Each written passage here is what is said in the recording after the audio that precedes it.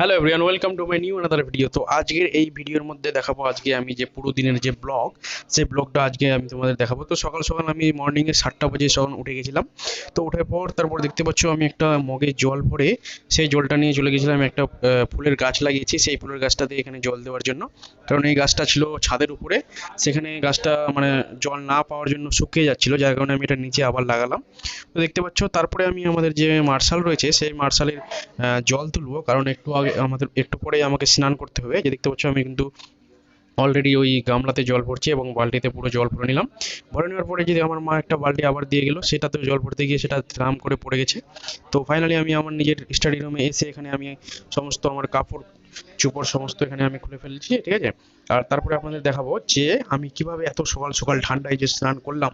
দেখতে পাচ্ছ পুরো শরীর একদম হিম হয়ে যাচ্ছে, আজকে এত ঠান্ডা দিয়েছে যে মনে হয় দার্জিলিংয়ে এসেছি। দার্জিলিংয়ে সেম এরকম ঠান্ডা হচ্ছিল, যার কারণে আমি হিটারটা এখানে চালিয়ে একটু হালকা করে হিটারের যে গরম হাওয়াটা সেটা কিন্তু আমি নিজে নিয়ে নিলাম।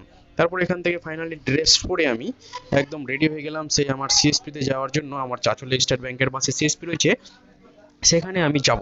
তো দেখতে পাচ্ছ আমি অলরেডি কিন্তু পায়ে মোজা এবং সমস্ত কিছু এখানে মাফলারগুলো লাগিয়ে, কারণ বাইক চালাতেই যেতে হবে এখন, আর অতিরিক্ত ঠান্ডা রয়েছে, যার কারণে হালকা করে একটু চা খেয়ে নিব আমি এখানে এখানে আহ, র চা বলে এগুলোকে, মানে লাল চা বলে এটাকে।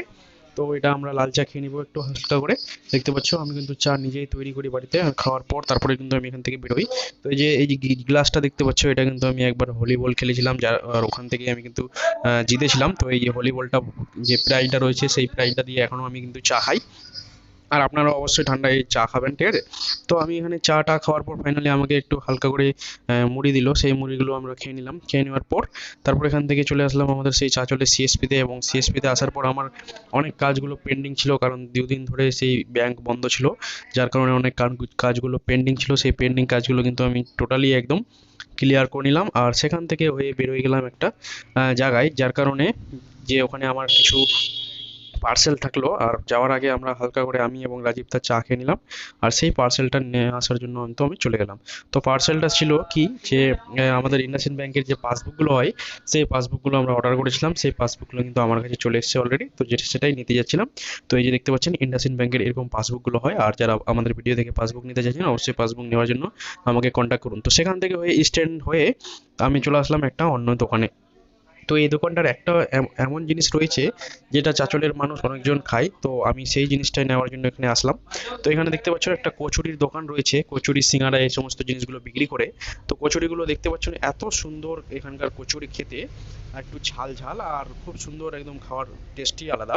ঠান্ডার সময় এখন যদি আপনারা এইসব কচুরি খান, তাহলে দেখবেন যে একদম খুব সুন্দর মজাগুলো আসছে, ঠিক আছে। তো সেখান থেকে কচুরি নেওয়ার পর হালকা করে আমরা দেখতে পাচ্ছি এখানে যে চাঁচলের নতুন মহকুমা হচ্ছে, সেই মহকুমার এখানে অ্যাডমিনিস্ট্রেটর অর্থাৎ বিডিও এসডিও এই সমস্ত যে অফিসারগুলো এখানে বসবে। তারপরে সেখান থেকে চলে আসলাম আমি জিমে হওয়ার পর এখান থেকে বাড়ি গেলাম, বাড়ি গিয়ে চলে আসলাম সেই আমাদের বন্ধুদের সঙ্গে এখানে ভলিবল খেলতে।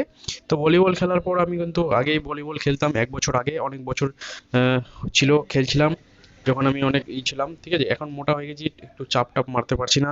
দেখতে পাচ্ছ এখন আস্তে আস্তে করে কিন্তু খুবই আমার চাপ মিস যাচ্ছে। আর একটু একটু ভলিবল খেলতাম আগেও, স্কুল টাইমেও খেলতাম, স্কুল টাইমের সময় অনেক ভলিবল খেলেছি। আর ফাইনালি 3টা ম্যাচ জেতার পর